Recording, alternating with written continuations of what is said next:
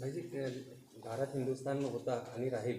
भारतला हिंदुस्थान म्हणण्यासाठी कुठल्याही कागदपत्राची जरूरत नाही असे वक्तव्य मोहन भागवतने केले. काय तर खरं आहे ना, भारताच्या संविधानमध्ये जे हिंदीची प्रत आहे त्यामध्ये हिंदुस्थानच लिहिलेलं आहे आणि त्यामध्ये कुठेही इंडिया शब्द कोणी आणला आहे? इंडिया शब्द अंग्रेज आले तेव्हा इंडिया हा शब्द आला. बाकी पूर्वीपासूनच भारतवर्ष होता. नंतर हळूहळू आपल्या देशाला हिंदुस्थान लोक म्हणायला लागले. तो हा काही नवीन काही त्यांनी सांगितलं असं नाही आहे आणि अधिकृत आहे असंही नाही आहे की कोणी म्हटलं म्हणून आपण त्याच्यावर टीका करायची. आज जे काही त्यांनी सांगितलेलं आहे सगळेच देशासाठी, देशाच्या हितासाठी जेव्हा काही विषय येतो सगळे एक असतात, कुठलाही त्यामध्ये राजकारण नसते आणि त्यामुळे आपला देश एक सेक्युलर देश आहे. सर्व धर्म, सर्व जे काही पंथ आहे सगळ्यांना एक समान अधिकार देण्याच्या हा आपला संविधानची एक खासियत आहे आणि त्यामुळे कोणी पण काही कुठलाही वक्तव्य केलं ते काही चुकीचं नाही.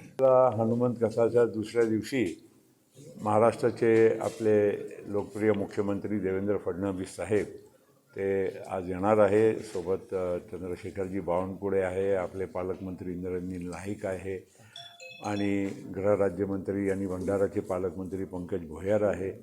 असे अनेक मान्यवर आज येण्याची आम्हाला कन्फर्मेशन मिळालेलं आहे आणि त्याच्या पलीकडेसुद्धा अनेक मान्यवर बाहेरचे सुद्धा आणि आपल्या राज्यातले सुद्धा येतील अशी, कारण काल सगळे बिझी होते. आज नक्कीच दुसऱ्या दिवशी हे सगळे आमचे महानुभाव येणार. तुम्हाला मुंबईत सोबत घेत नाही असं आहे की स्थानिक स्तरावर प्रत्येक ठिकाणी परिस्थिती वेगळी असते आणि जे काही होईल ते शेवटी आमच्या तिन्ही पक्षामध्ये चांगले संबंध आहे. चर्चा होऊन तिथे स्थानिक स्तरावर जे काही योग्य निर्णय घेता येईल ते घेणार आणि त्यामध्ये काही महायुतीमध्ये काही फरक पडेल असं नाही.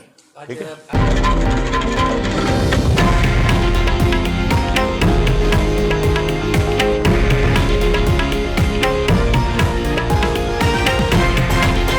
हे आहे देशातील नंबर 1 न्यूज नेटवर्क आणि आपण पाहत आहात TV9 मराठी, एकमेव.